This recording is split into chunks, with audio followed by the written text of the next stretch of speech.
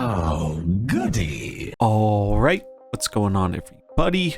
Zombies here again, and today we're back with another Marble Snap video. So in this one we are taking a look at our day one Theorycraft decks for Mobius and Mobius. Mobius is the final card release of the Loki season, coming in at Series 4, and I think he's without a doubt the most hyped up card of the season, if for no other reason than the fact that many players are hoping he reins in the menace that is Loki, with its powerful cost reduction no longer being able to work if you have a Mobius out. Mobius is a 2-cost 3-power that reads Ongoing. Your costs cannot be increased, your opponent's cost cannot be reduced. So a pretty powerful card. I think this is actually one of the most powerful cards they've ever made. The amount of cards that he truly interacts with is pretty astounding. We have a little graphic here, courtesy of Drewberry, and it shows just how many cards and locations get shut off by this card. It's pretty insane, especially when you factor in that a lot of these cards are kind of meta relevant, or at least competitive decks. So will definitely be interesting to see how this card affects the game. In terms of the Spotlight caches this week, we have High Evolutionary and Kang making some reappearances. Since this is a Series 4 card, I'd recommend picking up this one with tokens. I think the only exception being if you don't have any tokens, or if you're missing High Evolutionary or all three of these cards, then maybe it's a good Spotlight week for you. But otherwise, I think I just stick to the tokens, as if you already have High Evo, I don't think there's a whole lot of value to be gained out of the Spotlight this week. Before we dive on into the decks, do want to recommend checking out the article from Den, link in the description below, for a little bit more information about the decks, or if you just want to import them into the game to use for yourself. Now, before we dive into all the Mobius decks, it's worth shouting out a few decks here that might be doing better because of Mobius releasing, where you don't even really have to own the card to get the benefit necessarily. These are decks that really don't care about trying to cheat mana in any way. They just play their cards out and have a fine time doing it. And it's worth noting you can find a slot in these decks for Mobius if you do want to shut down other cost reducing effects. A lot of these are pretty standard decks we've seen throughout the metagame in the past, so I'm not going to go into a whole lot of detail about them or anything, just wanted to show them real quick. So first up we have Iron Patriot. This deck has been doing fairly well recently, especially with the addition of Alioth, and it has no trouble with Mobius and could even benefit from Mobius pushing out some of the cost reducing decks. Then there is the Tempo Move deck, which definitely will be benefiting from Mobius, as Loki has traditionally been one of the main things pushing this deck out of the game.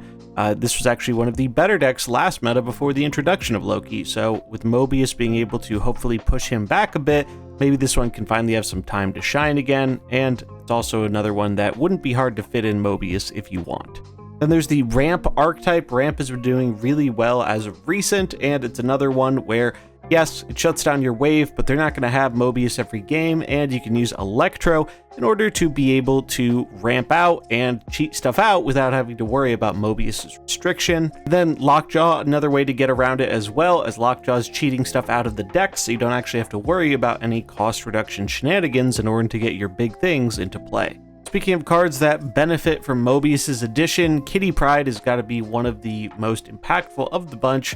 Kitty's been strong for a really long time now, but some of her decks did get pushed out a little bit because of the fact that Wave was such a big part of the metagame, and with Mobius potentially reducing that, we get to see some Kitty Pryde decks get a pretty big boost here, first of which being Kitty Shuri. So this is a Shuri Red Skull kind of deck, but you can actually go the Kitty Pryde route, where you just pump up Kitty a whole ton, and then you're able to play your big Kitty with Taskmaster on the final turn, while still having options with the traditional Shuri game plan of going Shuri into a Red Skull or Vision, and then copying it with Taskmaster.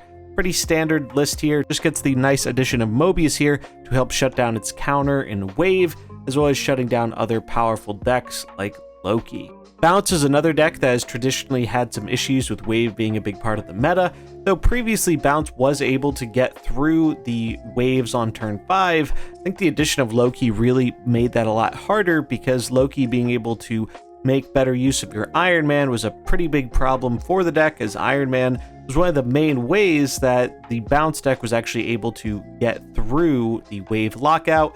And also the fact that Hitmonkey and Mysterio can't just be tempoed out on turn 4 anymore also makes things a little bit more tricky But Mobius seems like a great addition to Bounce here, being able to shut down the things that really give Bounce a hard time, namely Wave, but just in general, anything increasing our costs was not a good thing for this deck. So definitely seems like a deck that is going to benefit a lot from Mobius's inclusion. And then we have another spin on the Tempo Move deck, this one going back to its roots with Kitty Pryde and Angela, since we don't have to worry about Wave quite as often anymore.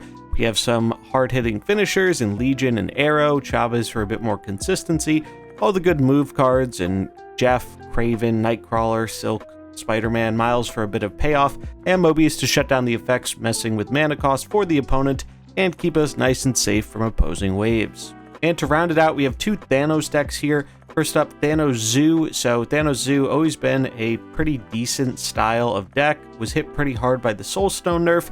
However, maybe Mobius reining in some of these powerful cost reduction effects can actually enable this deck to compete a bit more with everything else going around, or maybe some of the new stuff people are playing, including Mobius himself, as this deck doesn't really care about the fact that Mobius is going to be limiting cost reductions, as the only ramp piece we have in this deck is just the Time Stone. Jean Grey's been really nice in this deck, as the stones enable us to play out a lot of cards, fill the Jean lane, and make it kind of an annoying restriction for the opponent.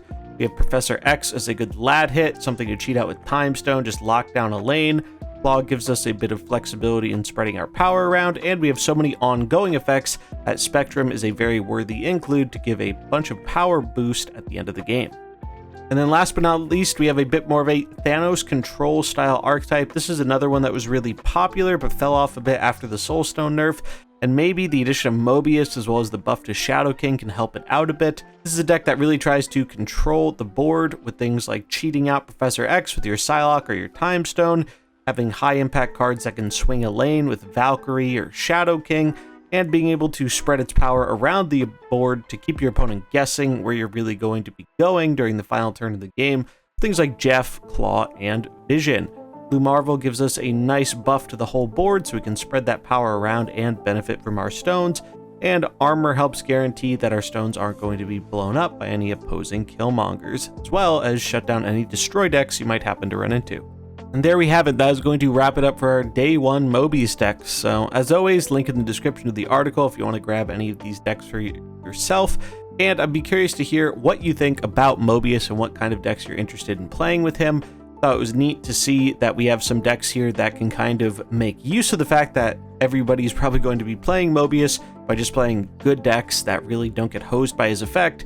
And you can also just add Mobius to any of those decks if you really are worried about people continuing to try and play mana manipulation cards. But yeah, that's going to wrap it up for this one. Hope you enjoyed it. If you did, remember to like and subscribe, and stay tuned here at Marvel Snap Zone for all your Marvel Snap content. I'm Zombies, hope you enjoyed it, and I'll catch you in the next one. Peace.